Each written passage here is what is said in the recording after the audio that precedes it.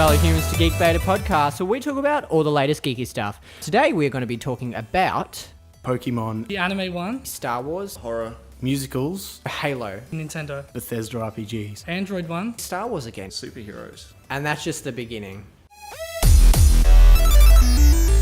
I started Geeked Beta because I really had this yearning to just want to talk about all this geeky stuff, because video was a little bit too much of a format to have half an hour to an hour worth of talking at first. But podcast is something that is much easier to get out to an audience.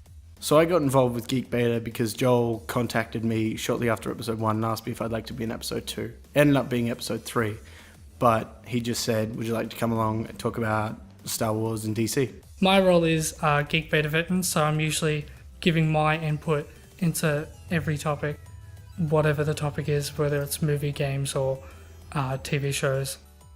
Well, I actually got started in it due to my knowing Zach. I was in a university class with him, and we got talking about another podcast called Hello Internet with Gray and Brady. And he mentioned this podcast, so I started listening to it, and eventually they came to a part where they said they needed a horror genre like guy, and my girlfriend's right into horror.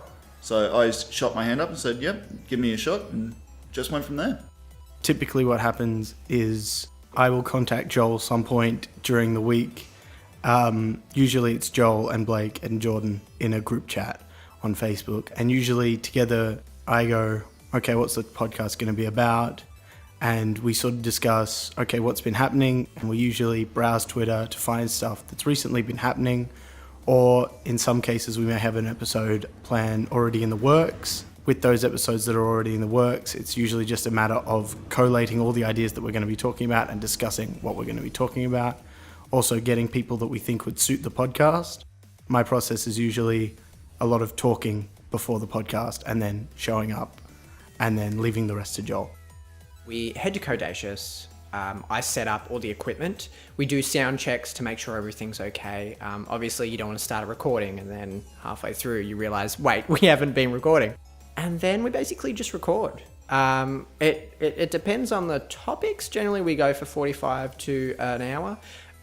And we don't always stick to the one topic. We can go off and talk about other things, which I think it's nice to be more fluid in that, rather than sticking to certain things and feeling like it's very scripted. So yeah, that's generally a typical day. And then when we end, we just pack up and leave, which is, yeah, that's kind of how it works. The public response for Geek Beta is like, I didn't know for so long until we actually had the website. And there's actually been a huge amount of like international response. We have comments now for the show, which is awesome because now we can actually have other people who aren't a part of the show, who aren't a guest, to actually put their own reply or input in, and we can actually discuss it. And the website traffic is just blown our minds. That's, I think, a really integral part of how we needed to set up the podcast, because it can't just all be hosted on SoundCloud and iTunes.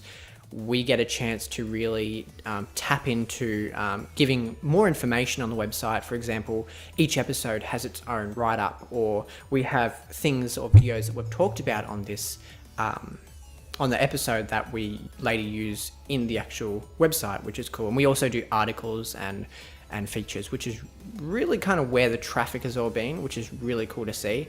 Well, going from a listener to someone actually on the podcast, it's really surreal. There are some days where the podcast will go live and I'll listen to it. I go, wow, this is something I'm involved in. It's not just me loving this thing anymore. It's like I'm in it. It's astounding. I can't believe it sometimes. Some of the problems we've had with Geek Beta may be a time restraint. We might all be too busy to actually have the time to put in for what we're going to talk about. Maybe there's an issue with audio or someone can't get in, which happens. I mean, it's happened to me, and we just work around it and get someone else on, or maybe work around the topic that we have already. So at first, we had a few problems with location. We initially did it through Skype, which was okay to start out, but it got tedious. You can't see the person, you're not there with the person, so it did become a little bit of a drag. doing the chats over Skype. Then I got into contact with Codacious, and they happily said, look, we'll sponsor you and we'll give you a space, which was, I mean, couldn't have asked for anything better. That was absolutely brilliant, and helped us a lot. So yeah, I think the main problem we've experienced with Geeked Beta is that we're just trying to find our audience, and that will come with time. It's just a matter of getting ourselves out there and getting people to listen and go, hey, this is a really cool podcast, I should tell my friends. Another problem early on was learning how to do all this stuff. I come from a film background, so I know how to work cameras and things like that. I'm nowhere near good at sound. So yeah, sound recording at first, there were lots of problems. That's why if you go back on the older episodes, they'll sound terrible. Yeah, ever since then, it's been smooth sailing, really. Nothing to complain about. I've been fortunate enough that we've talked about my 3 favourite geeky topics on the podcast in the last 10 episodes. My 3 geeky topics would have to be musicals, Pokemon, and Bethesda RPGs, which have all been quite relevant, and we've all done episodes on them. Yeah, so this question, the top 3, my favourite geeky things, is kind of a hard one because I love so much geeky stuff. Technology is something I'm always surrounded by. Anime is something I've been surrounded by since I was a little kid and still am. And any games that come out, whether it's Steam or Xbox or PlayStation, is something I'm always surrounded by as well and can always talk about. Definitely Star Wars is something that has been super, I would almost say influential in the way I am. That sounds so cliche and dodgy, but it's really, I have such a passion for Star Wars, I think. I would have to say Halo, because Halo is something that I have played ever since I was a very young child, and it's been with me forever. There's some really deep shit to why I love Halo. I'm not going to bring it up, but oh, I can't even think. It's too much to think about.